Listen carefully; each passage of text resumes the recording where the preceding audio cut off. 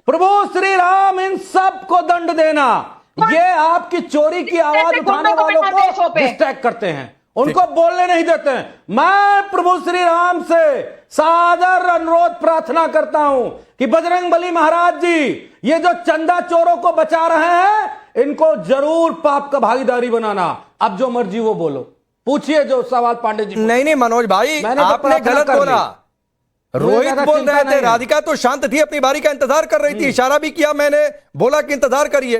Rohit BJP में है नहीं, आप बीजेपी को खामखा बोलने लगे, इसलिए राधिका बीच में आई।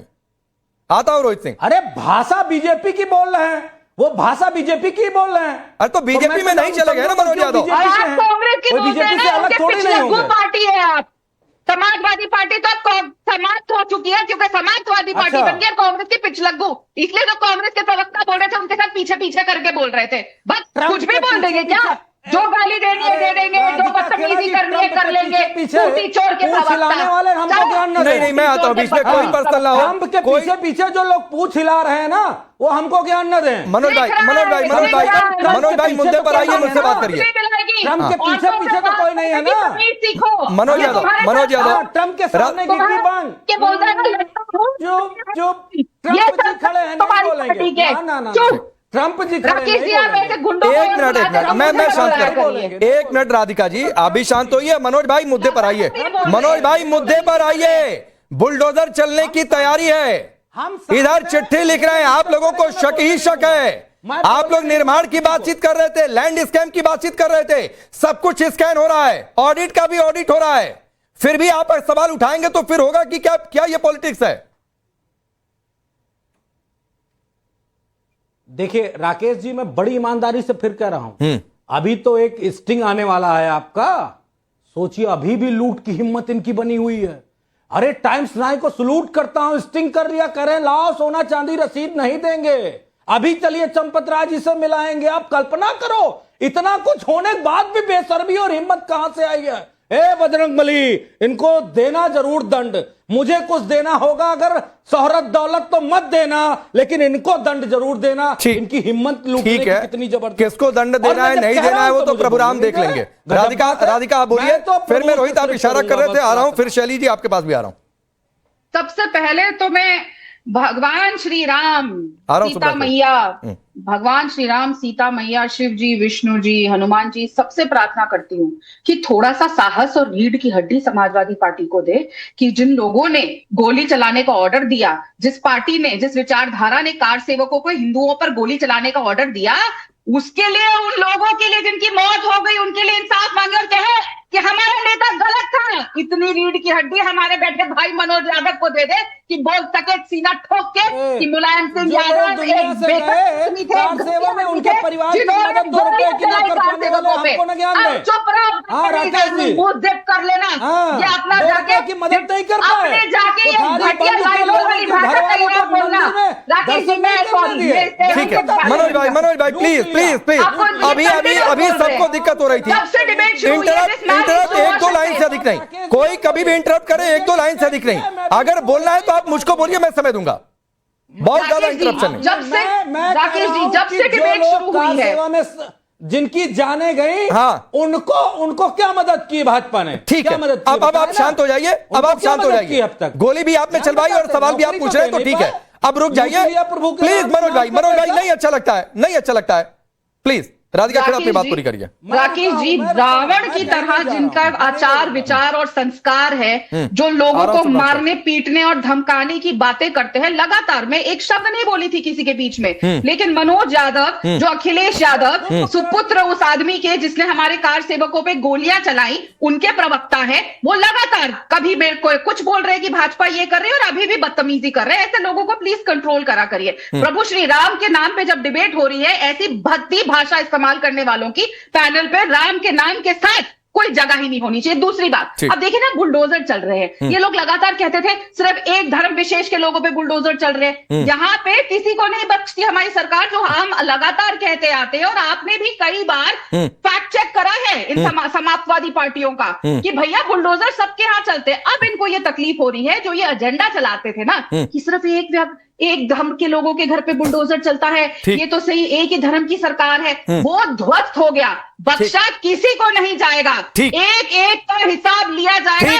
तो अगले जन्म में तो क्या होगा, जहन्नुम होगा, क्या होगा। ठीक है रोहित 30 सेकंड, फिर शैली जी आ रहा हूं। रोहित 30 सेकंड। देखिए, मैं देश के यशस्वी प्रधानमंत्री, लोकतंत्र और संविधान के मनोज भाई प्लीज इंटरप्शन नहीं, रिक्वेस्ट कर रहा हूं, मैं आऊंगा फिर आपके पास। प्लीज बार बार दूसरों को इंटरप्शन हो रहा है, मैं आ रहा हूं आपके पास। मैं देश के यशस्वी प्रधानमंत्री, गणनायक, लोकतंत्र रक्षक नरेंद्र मोदी जी से अपील करता हूं कि रामालय ट्रस्ट का भी जांच होना चाहिए। राम मंदिर ट्रस्ट का तो जांच हो ही रहा है, दूध का दूध और पानी का पानी आ जाएगा, रामद्रोहियों पर कठोर कार्रवाई होगी। लेकिन कांग्रेस पार्टी के संरक्षण में जो रामालय ट्रस्ट बना था और उस ट्रस्ट ने पूरे देश और दुनिया के सनातनियों से जो सोना और चांदी मांगा था, वो सोना चांदी का लॉग बुक कहां है?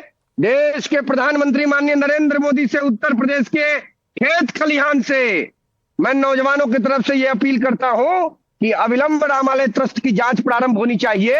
मर्यादा पुरुषोत्तम रामचंद्र के नाम पर कोई राजनीति नहीं होने देंगे हम लोग इस देश में। ठीक है। जिन रामद्रोहियों ने मर्यादा पुरुषोत्तम रामचंद्र जी के मंदिर निर्माण आंदोलन में शामिल निहत्थे लोगों को गोलियों से भुनवा दिया, आज वो उनके परिवार की चिंता करते हैं। ठीक है, मैं जवाब लेता हूं। स्वयंसेवक संघ, एक मिनट मान लीजिए, एक मिनट। राष्ट्रीय स्वयंसेवक संघ, विश्व हिंदू परिषद और भारतीय जनता पार्टी ने अगर इस देश और दुनिया के सनातनियों की चिंता नहीं की होती तो 2014 में, 2019 में, 2024 में जनता प्रचंड बहुमत देती क्या? 96 में 13 दिन के लिए, 98 में 13 महीना के लिए और 99 में पूरे कार्यकाल के लिए जनता ने सरकार बनवाया। 6 बार भारतीय जनता पार्टी का गठबंधन सरकार में आया, किसके आशीर्वाद से आया? मर्यादा पुरुषोत्तम राम के आशीर्वाद से आया। और अखिलेश यादव की जो ये अखिलेशुद्दीन सेना है, ठीक है, क्यों नाम बिगाड़ना? 17 में ठीक है, नाम क्या बिगाड़ रहे हैं? क्यों किसी का नाम बिगाड़ना? अखिलेशुद्दीन, ठीक है, मौलाना अखिलेशुद्दीन, नहीं, क्यों नाम बिगाड़ना किसी का? नहीं नाम बिगाड़ना चाहिए, नहीं नाम बिगाड़ना चाहिए। ठीक है, शैली ओबराय, मुझे पता है मनोज भाई आप जवाब देना चाहते हैं, शैली जी अभी तक नहीं बोली है, एक उनकी बात आ जाए फिर मैं आ रहा हूं। शैली ओबराय, राकेश जी, निर्माण की भी बातचीत, मैं आ रहा हूं मनोज भाई, शैली ओबराय की बात आ जाए, अभी तक नहीं बोली है, 20-22 मिनट हो गए, फिर आपके पास आऊंगा सीधे, क्योंकि मुझे पता है आपके नेता को लेकर उन्होंने बोला है, आपका जवाब भी बनता है, तो मैं आ रहा हूं। शैली ओबराय, ट्रस्ट के 5 साल का भी ऑडिट हो रहा है, निर्माण कार्य की भी जांच हो रही है, बुलडोजर भी चलने जा रहा है, वित्तीय लेन देन की भी बातचीत हो रही है, चंपत राय से भी पूछताछ हो गई, फिर भी आप कह रहे हैं कि आंखें बंद है। देखिए, जिस प्रकार से जो एक एसआईटी का गठन हुआ, that was just an I wash. अच्छा, एसआईटी का गठन तब तक नहीं हो सकता था जब तक एक एफआईआर ना होती। फिर एक दिखावे के लिए एफआईआर हुई जिसमें कुछ चुनिंदा छोटी मछलियों को पकड़ लिया गया। और मैं आपको बता दूं कि कह रहे हैं ऑडिट होगा, एसआईटी बन गई, इंक्वायरी होगी, बुलडोजर चलेगा, लेकिन मेरे कुछ सवाल हैं। पहला सवाल मेरा ये है, जब ये ट्रस्ट बनी थी तो ये ट्रस्ट किसने बनाई थी?